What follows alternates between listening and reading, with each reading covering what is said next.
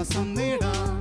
ഹൃത്തിനുള്ളിൽ ജീവൻ നൽകും വചനം, തിരുവചനം. മിശിഹായിൽ സ്നേഹമുള്ള സഹോദരരെ, വിശുദ്ധ ലൂക്കായുടെ സുവിശേഷം 10-ാം അധ്യായം 38 മുതലുള്ള വാക്യങ്ങളിൽ നമ്മൊരു സംഭവം വായിക്കുകയാണ്. അവർ പോകുന്ന വഴി അവൻ ഒരു ഗ്രാമത്തിൽ പ്രവേശിച്ചു. മർത്ത എന്നു പേരുള്ള ഒരുവൾ അവനെ സ്വഭവനത്തിൽ സ്വീകരിച്ചു. അവൾക്ക് മറിയം എന്നു പേരായ ഒരു സഹോദരി ഉണ്ടായിരുന്നു. അവൾ കർത്താവിൻ്റെ വചനങ്ങൾ കേട്ടുകൊണ്ട് അവൻ്റെ പാദത്തിങ്കൽ ഇരുന്നു. മർത്തായാകട്ടെ പലവിധ ശുശ്രൂഷകളിൽ മുഴുകി വ്യഗ്രചിത്തയായിരുന്നു. അവൾ അവൻ്റെ അടുത്ത് ചെന്ന് പറഞ്ഞു, കർത്താവേ, ശുശ്രൂഷയ്ക്കായി എൻ്റെ സഹോദരി എന്നെ തനിയെ വിട്ടിരിക്കുന്നത് നീ ശ്രദ്ധിക്കുന്നില്ലേ? എന്നെ സഹായിക്കുവാൻ അവളോട് പറയുക. കർത്താവ് അവളോട് പറഞ്ഞു, മർത്ത, മർത്ത, നീ പലതിനെക്കുറിച്ചും ഉത്കണ്ഠാകുലയും അസ്വസ്ഥയുമായിരിക്കുന്നു. ഒന്ന് മാത്രമേ ആവശ്യമുള്ളൂ. മറിയം നല്ല ഭാഗം തിരഞ്ഞെടുത്തിരിക്കുന്നു, അത് അവളിൽ നിന്ന് എടുക്കപ്പെടുകയില്ല. സ്നേഹമുള്ളവരെ, മർത്തായും മറിയവും ഈശോയും ചേരുന്ന ഈ സംഭവത്തിൽ ഒരുപാട് വലിയ ആത്മീയ സത്യം ഈശോ നമുക്ക് വേണ്ടി പങ്കുവെച്ചു തരികയാണ്. എന്ന് പറഞ്ഞാൽ ഇവിടെ മർത്ത ഒരുപാട് നല്ല കാര്യങ്ങൾ ചെയ്യുന്ന ഒരു വ്യക്തിയാണ്. എന്ന് പറഞ്ഞാൽ ഈശോയ്ക്ക് വേണ്ടി, ഈശോയെ ശുശ്രൂഷിക്കുവാൻ വേണ്ടി വ്യഗ്രചിത്തയായി ഓടി നടന്ന് ഒരുപാട് കാര്യങ്ങൾ ചെയ്യുന്ന ഒരു വ്യക്തി. പക്ഷെ ഇവിടെ നാം കാണുന്ന ഒരു വസ്തുത, ഈശോയ്ക്ക് വേണ്ടിയാണ് അവൾ ചെയ്യുന്നത്, ഈശോയാണ് ശുശ്രൂഷിക്കുന്നത് എന്നത് അവളുടെ ചിന്തയാണ്. ഈശോയ്ക്ക് ആവശ്യമുണ്ട് എന്ന് അവൾ ചിന്തിക്കുന്ന കാര്യങ്ങൾ അവൾ ചെയ്യുകയാണ്. ഈശോയ്ക്ക് വേണമെന്ന് അവൾ ചിന്തിക്കുന്ന കാര്യങ്ങൾ അവൾ ചെയ്യുകയാണ്. അതല്ലാതെ ഈശോയ്ക്ക് എന്താ വേണ്ടത്, ഈശോ എന്താ ആഗ്രഹിക്കുന്നത്, ഈശോ എന്താ പ്രതീക്ഷിക്കുന്നത് എന്നൊന്നും ചിന്തിക്കാതെ അവളുടെ ഭാവനകൾക്കും അവളുടെ അറിവിനും അവളുടെ ചിന്തകൾക്കും അനുസരിച്ച് അവൾ മുന്നോട്ട് പോവുകയാണ്. എന്നാൽ അവളുടെ സഹോദരി മറിയമാകട്ടെ കർത്താവിൻ്റെ വചനം കേട്ടുകൊണ്ട് അവളുടെ പാദത്തിങ്കിലിരുന്നു. ഈശോയുടെ കൂടെ ആയിരുന്നു കൊണ്ട്, ഈശോയുടെ വചനം കേട്ടുകൊണ്ട്, ഈശോയുടെ മുഖം ധ്യാനിച്ചുകൊണ്ട്, ഈശോയെ ആരാധിച്ചുകൊണ്ട്, ഈശോയുടെ സാന്നിധ്യം അനുഭവിച്ചുകൊണ്ട്, ഈശോയുടെ കൂട്ടായ്മ ആസ്വദിച്ചുകൊണ്ട് ഈശോയുടെ പാദത്തിങ്കിൽ ഇരിക്കുന്ന മറിയം വാസ്തവത്തിൽ മാനുഷികമായ ഒരു കണ്ണോടുകൂടി, കാഴ്ചപ്പാടോടുകൂടി നാം ആ സംഭവത്തെ നോക്കിക്കാണുമ്പോൾ മറിയം അവിടെ വെറും അലസയാണ്. എന്നാൽ മർത്തയാകട്ടെ ശുഷ്കാന്തിയോടെ ഈശോയെ ശുശ്രൂഷിക്കുന്ന, നന്മ ചെയ്യുന്ന ഒരു വ്യക്തിയാണ്. പക്ഷെ സ്നേഹമുള്ള സഹോദരരെ, ഇവിടെ ഉള്ള കെണി എന്ന് പറയുന്നത്, ഈ ശുഷ്കാന്തിയോടെ ശുശ്രൂഷിക്കുന്നുവെന്ന് കരുതപ്പെടുന്ന ഈ വ്യക്തി ദൈവത്തിൻ്റെ ഇഷ്ടമല്ല ഇവിടെ പൂർത്തിയാക്കുന്നത്, ഈശോയുടെ ഇഷ്ടമല്ല ഇവിടെ പൂർത്തിയാക്കുന്നത്, പിന്നെയോ സ്വന്തം ഇഷ്ടമാ ഇവിടെ പൂർത്തിയാക്കുന്നത്. എന്നാൽ മറിയമാകട്ടെ ഈശോയുടെ പാദാന്തികത്തിലിരുന്ന് ഈശോയുടെ വചനം കേട്ട്, ഈശോയുടെ സാന്നിധ്യം അനുഭവിച്ച്, ഈശോയുടെ മുഖം ആരാധിച്ച്, ഈശോയെ സ്തുതിച്ച്, ഈശോയുടെ കൂട്ടായ്മയിലായിരിക്കുന്ന മറിയം തൻ്റെ ഇഷ്ടമല്ല, പിന്നെയോ ദൈവത്തിൻ്റെ ഇഷ്ടം നിറവേറ്റുകയാണ് ഇവിടെ ചെയ്യുന്നത്. സ്നേഹമുള്ളവരെ, ഇവിടെയാണ് യഥാർത്ഥ വിശുദ്ധിയും കപടമായ ആത്മീയതയും തമ്മിലുള്ള വ്യത്യാസം നാം തിരിച്ചറിയേണ്ടത്.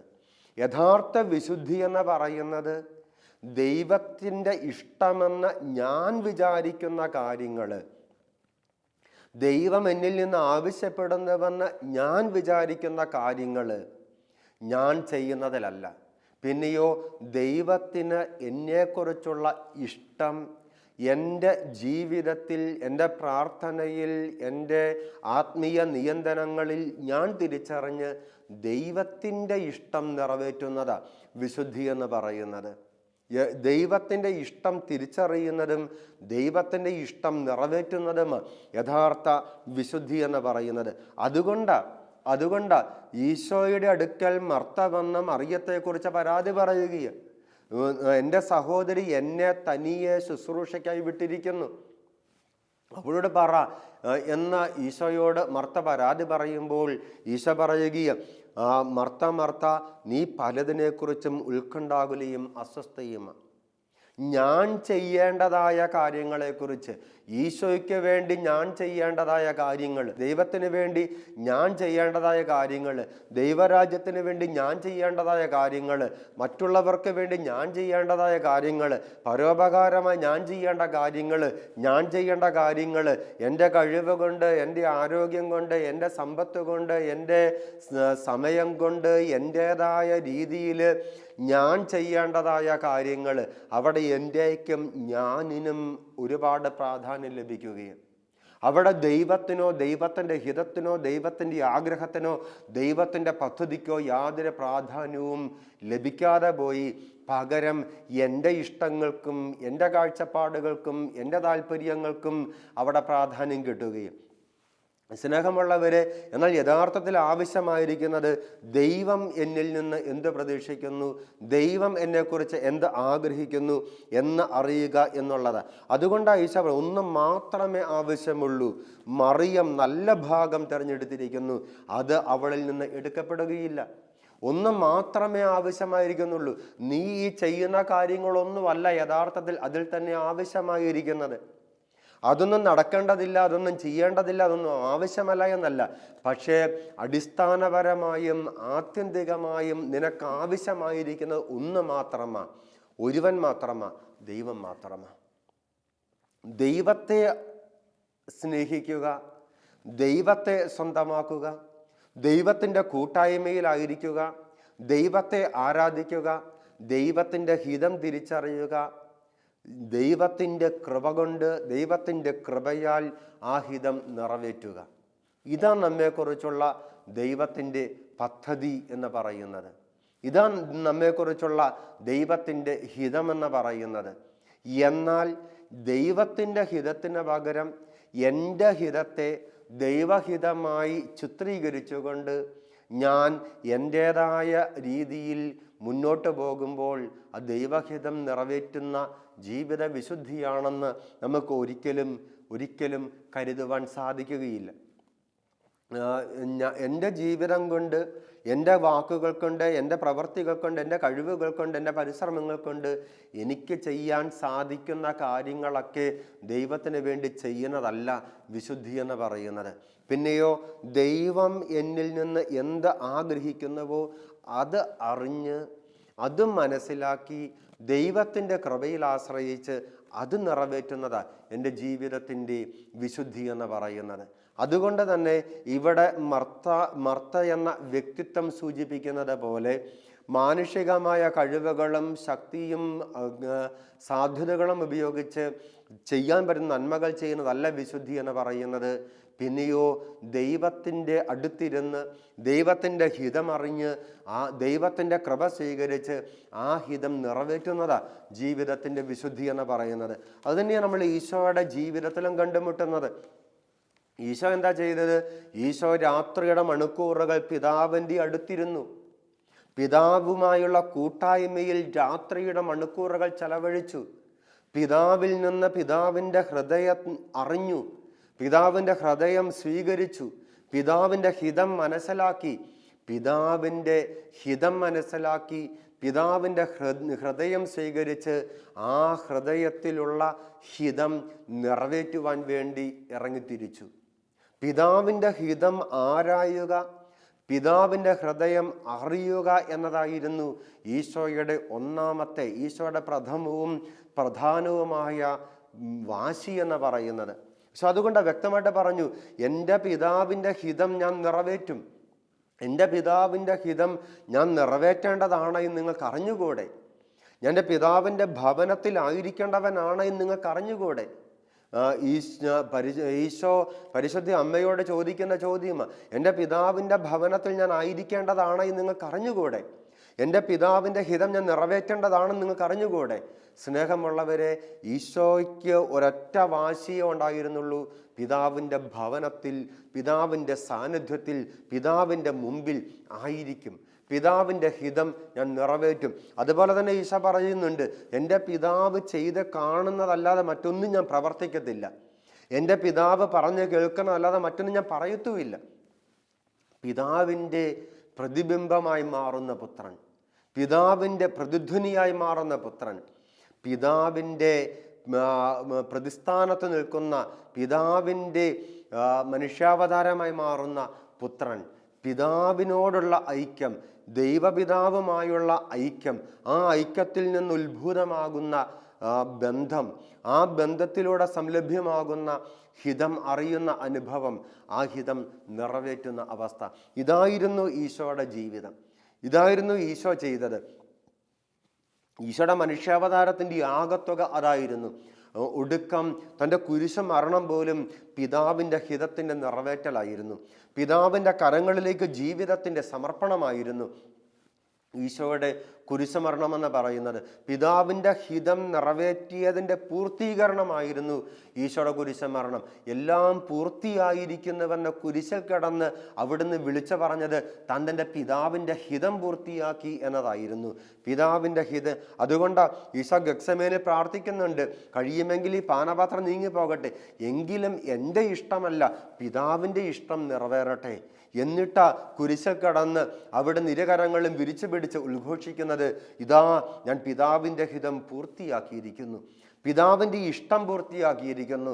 എൻ്റെ ഇഷ്ടമല്ല, എൻ്റെ ആഗ്രഹങ്ങളല്ല, എൻ്റെ ഭാവനകളല്ല, എൻ്റെ ചിന്തകളല്ല, എൻ്റെ വിചാരങ്ങളോ എൻ്റെ ആശയങ്ങളോ അല്ല, ഞാൻ എൻ്റെ പിതാവിൻ്റെ ഇഷ്ടം പൂർത്തിയാക്കിയിരിക്കുന്നു.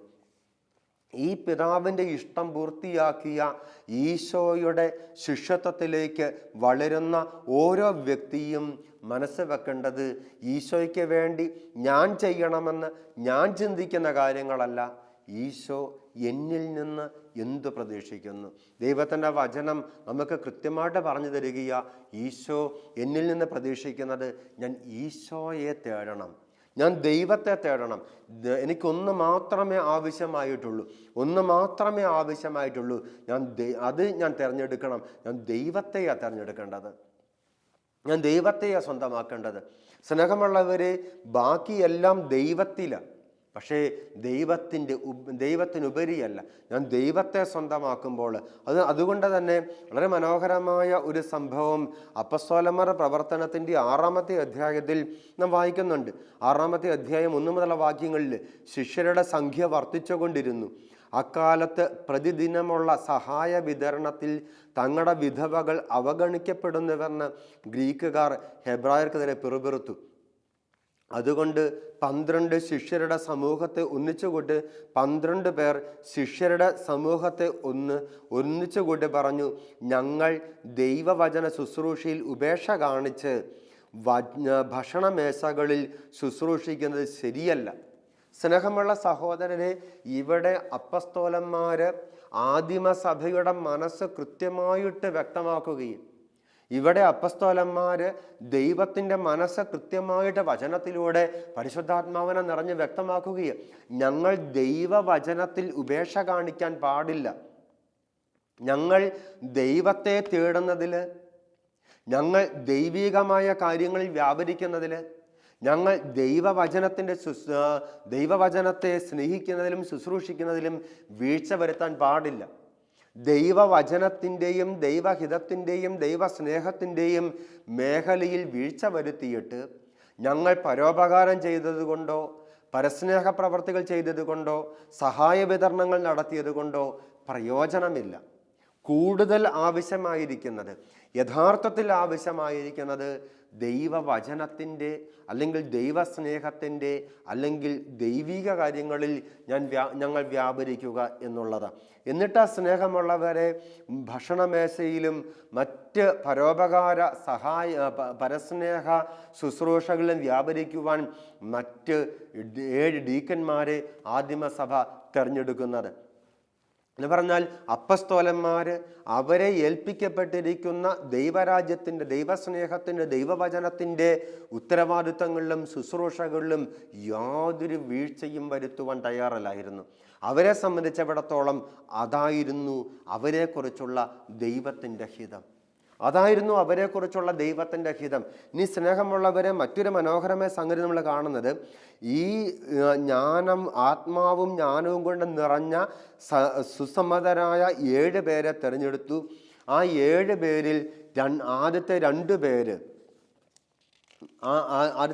പേര് നമുക്ക് മനസ്സിലാക്കാൻ സാധിക്കും. ഒന്ന് സ്റ്റീഫൻ, എസ്തപ്പാനോസ് എന്ന സ്റ്റീഫനും 2 പീലിപ്പോസുമാണ്. അവർ വിശ്വാസവും പരിശുദ്ധാത്മാവും നിറഞ്ഞ എസ്തപ്പാനോസ്, പീലിപ്പോസ്, ഇങ്ങനെ തുടർന്ന് പോവുകയും ഈ ആദ്യത്തെ 2 പേരെ കുറിച്ച് വ്യക്തമായിട്ട് തുടർന്നുള്ള അധ്യായങ്ങൾ നമുക്ക് പറഞ്ഞു തരുന്നുണ്ട്. ഒന്നാമത് എസ്തപ്പാനോസ് എന്താ ചെയ്യുന്നത്? എസ്തപ്പാനോസ് ബന്ധിക്കപ്പെടുകയും ആ ബന്ധനസ്ഥമായ അവസ്ഥയിൽ അവൻ ദൈവത്തിൻ്റെ വചനം പ്രഘോഷിക്കുകയും. ഓർക്കണം, കേവലം ഭൗതികമായ സഹായ വിതരണങ്ങൾക്ക് വേണ്ടി ആദിമസഭ തെരഞ്ഞെടുത്ത് വേർതിരിച്ച ഈ ഡീക്കനായ എസ്തപ്പാനോസ് പ്രധാനമായി ചെയ്യുന്നത് ഈ വചനത്തിൻ്റെ ശുശ്രൂഷയും. അത് കഴിഞ്ഞ് നമ്മൾ കാണുന്ന വ്യക്തി പീലിപ്പോസിനെ കുറിച്ചുമുള്ള വിവരണം നമ്മൾ വചനത്തിൽ കണ്ടുമുട്ടുന്നുണ്ട്. ഈ പീലിപ്പോസും ചെയ്യുന്നത് ദൈവവചനത്തിൻ്റെ ശുശ്രൂഷയും. എന്ന് പറഞ്ഞാൽ ഈ ഡീക്കന്മാരെ കുറിച്ച് നമുക്ക് ബൈബിളിൽ ലഭിക്കുന്ന വിവരണങ്ങളെല്ലാം 8-ാമത്തെ അധ്യായം 26 മുതലുള്ള വാക്യങ്ങളിൽ പീലിപ്പോസ് എത്യോപ്യക്കാരനായ വിജാതീയനോട് ദൈവത്തിൻ്റെ വചനം പറഞ്ഞ് അവനെ മാനസാന്തരപ്പെടുത്തി മാമുദിസ മുക്കുകയും. എന്ന് പറഞ്ഞാൽ ഈ ഭൗതികമായ ജോലികൾക്കും ശുശ്രൂഷകൾക്കും വേണ്ടി ആദിമസഭ തിരഞ്ഞെടുത്ത, എന്നാൽ പരിശുദ്ധാത്മാവും വിശ്വാസവും നിറഞ്ഞ ഇവരും ചെയ്യുന്നതായി വചനം സാക്ഷ്യപ്പെടുത്തുന്നത് ദൈവവചനത്തിൻ്റെ ശുശ്രൂഷയും. എന്ന് പറഞ്ഞാൽ വചനം നമുക്കതിൻ്റെ സമഗ്രതയിൽ പറഞ്ഞു തരുന്നത് ഭൗതികമായ, മാനുഷികമായ, ലൗകികമായ നന്മകളെക്കാൾ പ്രധാനപ്പെട്ടതാണ് ദൈവികമായ, ആത്മീയമായ നന്മകൾ അന്വേഷിക്കുക എന്നുള്ളത്. ദൈവത്തെയാണ് ഞാൻ തേടേണ്ടത്, ദൈവത്തെയാണ് ഞാൻ സ്നേഹിക്കേണ്ടത്, ദൈവികമായ ശുശ്രൂഷകളിൽ ഞാൻ വ്യാപരിക്കേണ്ടത്. അതല്ലാതെ കേവലം മാനുഷികവും ഭൗതികവുമായ താൽക്കാലികവുമായ നന്മകൾ. നമുക്കറിയാം, അതിൻ്റെ അർത്ഥം മാനുഷികമായ നന്മകൾ ആവശ്യമില്ല എന്നല്ല, ചെയ്യേണ്ടതില്ല എന്നല്ല. പക്ഷേ അതുപോലും പരിശുദ്ധാത്മാവിനാൽ പ്രചോദിതമായി പരിശുദ്ധാത്മാവിൻ്റെ കൃപ കൊണ്ട് ചെയ്യുന്നതായിരിക്കണം. അതല്ലാതെ മാനുഷികമായ ചിന്തകളെ പ്രതി ഒരു വ്യക്തിയോടുള്ള മാനുഷികമായ അലിവോ അനുകമ്പയോ മൂലം ആ വ്യക്തിക്ക് വേണ്ടി ഞാൻ നൽകുന്ന മാനുഷികമായ നന്മകളൊക്കെ താൽക്കാലികമായ ഫലങ്ങളെ ഉളവാക്കുകയുള്ളൂ. ആ വ്യക്തിക്ക് യഥാർത്ഥമായ നന്മ അത് പ്രദാനം ചെയ്യത്തില്ല. എന്നാൽ ഞാൻ ഒരു വ്യക്തിക്ക് വേണ്ടി പ്രാർത്ഥിക്കുവാനും ആ വ്യക്തിയെ ദൈവത്തിലേക്ക് കൊണ്ടുവരാനും വേണ്ടി പ്രാർത്ഥനാപൂർവം പരിശ്രമിക്കുമ്പോൾ ആ വ്യക്തിക്ക് ദൈവത്തെ ലഭിച്ച കഴിയുമ്പോൾ മറ്റു മാനുഷികമായ കുറവുകളെല്ലാം ദൈവം പരിഹരിക്കുന്നത് നമുക്ക് മനസ്സിലാക്കാൻ സാധിക്കും. അതുകൊണ്ട് ദൈവത്തിൻ്റെ വചനം വിശുദ്ധ മത്തായിയുടെ സുവിശേഷം 6-ാം അധ്യായം 33-ാമത്തെ വാക്യത്തിൽ നാം വായിക്കുന്നുണ്ട്, ആദ്യം ദൈവത്തിൻ്റെ രാജ്യം അന്വേഷിക്കുക, അപ്പോൾ ബാക്കിയെല്ലാം കൂട്ടിച്ചേർക്കപ്പെടും. ഒരു വ്യക്തിക്ക് ദൈവരാജ്യ അനുഭവം ലഭിച്ചു കഴിയുമ്പോൾ ആ വ്യക്തിക്ക് വേണ്ടതെല്ലാം പല രീതിയിൽ, പല വ്യക്തികളിലൂടെ, പല സാഹചര്യങ്ങളിലൂടെ ആ വ്യക്തിക്ക് ലഭിക്കാൻ ഇടവരും. എന്നാൽ ദൈവമില്ലാതെ വേറെ എന്തിനെല്ലാം വേണ്ടി ഒരു വ്യക്തി പരക്കം പാഞ്ഞാലും ദൈവത്തെ അല്ലാതെ വേറെ എന്തിനെയെല്ലാം ഒരു വ്യക്തി സ്വീകരിച്ചാലും അതെല്ലാം ആ വ്യക്തിയിൽ പിന്നെയും ശൂന്യതകളും കുറവുകളും അവശേഷിപ്പിക്കുക മാത്രമേ ഉള്ളൂ. അതുകൊണ്ട് തന്നെ സ്നേഹമുള്ള സഹോദരരെ, നാം നമ്മെ തന്നെ വിലയിരുത്തുമ്പോൾ, നമ്മുടെ വിശുദ്ധിയെ വിലയിരുത്തുമ്പോൾ നാം സ്വീകരിക്കേണ്ട ഒന്നാമത്തെ മാനദണ്ഡം, ഞാൻ ഇപ്പോൾ ചെയ്യുന്ന കാര്യങ്ങളാണോ ദൈവം എന്നിൽ നിന്ന് പ്രതീക്ഷിക്കുന്നത്? അതോ ഞാൻ ഇപ്പോൾ ചെയ്യുന്ന കാര്യങ്ങൾ എൻ്റെ ചിന്തയാണോ, എൻ്റെ ആശയങ്ങളാണോ, എൻ്റേതായ പദ്ധതികളാണോ? ദൈവത്തിന് എന്നെക്കുറിച്ചുള്ള പദ്ധതിയാണോ അത്? ദൈവരാജ്യത്തിൻ്റെ ശുശ്രൂഷയാണോ, ദൈവരാജ്യത്തിൻ്റെ ആവശ്യമാണോ ഞാൻ നിറവേറ്റുന്നത്? അതോ ദൈവത്തിനും ദൈവരാജ്യത്തിനും ആവശ്യമുണ്ട് എന്ന് ഞാൻ ചിന്തിക്കുന്ന കാര്യങ്ങളാണോ ഞാൻ ഇന്ന് ചെയ്തുകൊണ്ടിരിക്കുന്നത് എന്ന് നാം ആത്മാർത്ഥമായിട്ട് വിലയിരുത്തണം. ഞാൻ ദൈവത്തെയാണോ അതോ ലൗകികമായ, മാനുഷികമായ, ഭൗമികമായ, ഭൗതികമായ നന്മകളാണോ ഞാൻ തേടുന്നത്, ഞാൻ അന്വേഷിക്കുന്നത് എന്ന് ഞാൻ വ്യക്തമായിട്ട് ചിന്തിക്കണം. രണ്ടാമതായിട്ട്, നമ്മുടെ വിശുദ്ധിയെക്കുറിച്ചുള്ള ഈ വിലയിരുത്തലിൽ നാം അവലംബിക്കുന്ന മാനദണ്ഡം, എൻ്റെ മരണം വരെ എനിക്ക് പ്രയോജനപ്പെടുന്ന കാര്യങ്ങളാണോ, എൻ്റെ മരണശേഷവും എനിക്ക് പ്രയോജനപ്പെടുന്ന കാര്യങ്ങളാണോ ഞാൻ ഇന്ന് സ്വരുക്കൂട്ടുന്നത്, അന്വേഷിക്കുന്നത് എന്ന് നാം ആത്മാർത്ഥമായിട്ട് വിലയിരുത്തണം. ഈ ലോകത്തിലേക്ക് മാത്രം പ്രയോജനപ്പെടുന്ന, എൻ്റെ ആത്മാവ് ഈ ശരീരമാകുന്ന മൺകൂടാരത്തിൽ അധിവസിക്കുന്നിടത്തോളം കാലം മാത്രം എനിക്ക് പ്രയോജനപ്പെടുന്ന നശ്വരമായ സമ്പത്തിന് വേണ്ടിയോ, സ്ഥാനമാനങ്ങൾക്ക് വേണ്ടിയോ, അല്ലെങ്കിൽ സംതൃപ്തിക്ക് വേണ്ടിയോ ഒക്കെയാണോ ഞാൻ അധ്വാനിക്കുന്നത്? അതോ സ്വർഗത്തിലേക്കുള്ള നാണയങ്ങളാണോ ഞാൻ സ്വരുക്കൂട്ടുന്നത്? ഈശോ പറഞ്ഞു, നിന്റെ ഹൃദയം എവിടെയോ അവിടെയായിരിക്കും നിന്റെ നിക്ഷേപം. ഈ ലോകത്തിലെ ഏതാനും വ്യക്തികളുടെ മനസ്സിലും അറിവിലും നല്ലവനായി കാണപ്പെടുവാനാണോ ഞാൻ ആഗ്രഹിക്കുന്നത്? എന്നെ അറിയുന്ന, എന്നെ മനസ്സിലാക്കുന്ന, എന്നെ കാണുകയും കേൾക്കുകയും ചെയ്യുന്ന എൻ്റെ അയൽവാസികളുടെയും എൻ്റെ പ്രാന്തപ്രദേശത്തുള്ള മറ്റ് മനുഷ്യരുടെയും മനസ്സിലും കണ്ണിലും കാഴ്ചപ്പാടിലും ഒരു നല്ല വ്യക്തിയായി കാണപ്പെടുവാൻ, അറിയപ്പെടുവാനാണോ ഞാൻ ആഗ്രഹിക്കുന്നത്? അതോ ദൈവത്തിൻ്റെ കണ്ണിൽ, ദൈവത്തിൻ്റെ കാഴ്ചപ്പാടിൽ, എൻ്റെ ഉള്ളും പുറവും അറിയുന്ന ദൈവത്തിൻ്റെ മനസ്സിൽ ഒരു നല്ലവനായി മാറാൻ ഞാൻ ആഗ്രഹിക്കുന്നുണ്ടോ? എൻ്റെ മരണശേഷവും നിലനിൽക്കുന്ന പുണ്യങ്ങളാണോ ഞാൻ സമ്പാദിച്ചു കൊണ്ടിരിക്കുന്നത്? എൻ്റെ മരണശേഷവും എൻ്റെ ആത്മാവിൻ്റെ കൂടെ വരുന്ന നന്മകളാണോ ഞാൻ ചെയ്തുകൊണ്ടിരിക്കുന്നത്, ഞാൻ സ്വരുക്കൂട്ടിക്കൊണ്ടിരിക്കുന്നത് എന്ന് വ്യക്തമായിട്ട് ആത്മാർത്ഥതയോടെ ആത്മശോധന ചെയ്യാൻ നമുക്ക് സാധിക്കണം. രണ്ടാമതായി, സ്നേഹമുള്ളവരെ, എൻ്റെ വിശുദ്ധിയെക്കുറിച്ച് മാത്രമല്ല, ഞാൻ മറ്റുള്ളവർക്ക് വേണ്ടി ചെയ്യുന്ന കാര്യങ്ങൾ. നാം പലപ്പോഴും മറ്റുള്ളവർക്ക് വേണ്ടി ഒരുപാട് കാര്യങ്ങൾ ചെയ്യുന്നുണ്ട്. പക്ഷേ അത് അവരാഗ്രഹിക്കുന്ന കാര്യങ്ങളാണോ ഞാൻ ചെയ്തു കൊടുക്കുന്നത്? അതോ ഞാൻ ആഗ്രഹിക്കുന്ന കാര്യങ്ങളാണോ ചെയ്തു കൊടുക്കുന്നത്? അതോ ദൈവം ആഗ്രഹിക്കുന്ന കാര്യമാണോ ഞാൻ ചെയ്യുന്നത്? ഒരുപക്ഷെ ചിലപ്പോഴെങ്കിലും എൻ്റെ അറിവിലും പരിചയത്തിലുമുള്ള വ്യക്തികൾക്ക് ആവശ്യമുണ്ട് എന്ന് ഞാൻ ചിന്തിക്കുന്നതും കൊടുക്കുവാനും ചെയ്തു കൊടുക്കുവാനും എനിക്ക് സാധിക്കുന്നതുമായ കാര്യങ്ങളാണ് ഞാൻ ചെയ്യുന്നത് എങ്കിൽ അത് ഏറ്റവും കുറച്ച് പ്രയോജനം മാത്രമുള്ള കാര്യങ്ങളാണ്. എന്നാൽ ആ വ്യക്തിക്ക് ആവശ്യമുള്ളതായ കാര്യങ്ങൾ, ആ വ്യക്തി ഉള്ളുകൊണ്ടോ പുറമേയോ ആഗ്രഹിക്കുന്നതും ആവശ്യപ്പെടുന്നതുമായ കാര്യങ്ങളാണ് ഞാൻ ചെയ്തു കൊടുക്കുന്നത് എങ്കിൽ അതിന് അല്പം കൂടിയെങ്കിലുമൊക്കെ പ്രയോജനവും നന്മയുമുണ്ട്. എന്നാൽ യഥാർത്ഥത്തിൽ ഞാൻ മറ്റുള്ളവർക്ക് വേണ്ടി ചെയ്യേണ്ടത് ഞാൻ ആഗ്രഹിക്കുന്ന കാര്യങ്ങളല്ല, ഞാൻ ചിന്തിക്കുന്ന കാര്യങ്ങളുമല്ല. അവർ ആഗ്രഹിക്കുന്നതോ അവർക്ക് ആവശ്യമുണ്ട് എന്ന് അവർ ചിന്തിക്കുന്നതോ ആയ കാര്യമല്ല.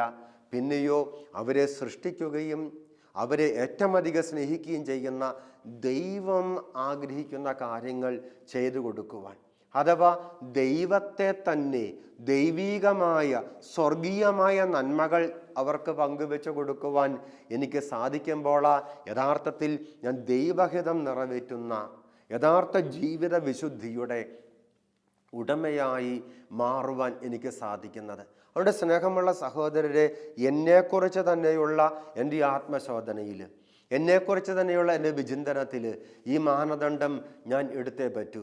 എൻ്റെ ചിന്തകളുടെ പിന്നാലെയാണോ, നന്മയെന്ന എൻ്റെ മനസ്സും എൻ്റെ ചിന്തയും കൽപ്പിക്കുന്ന കാര്യങ്ങളുടെ പിന്നാലെയാണോ, അതോ എന്നെക്കുറിച്ചുള്ള ദൈവത്തിൻ്റെ ഹിതമാണോ ഞാൻ നിറവേറ്റുന്നത്?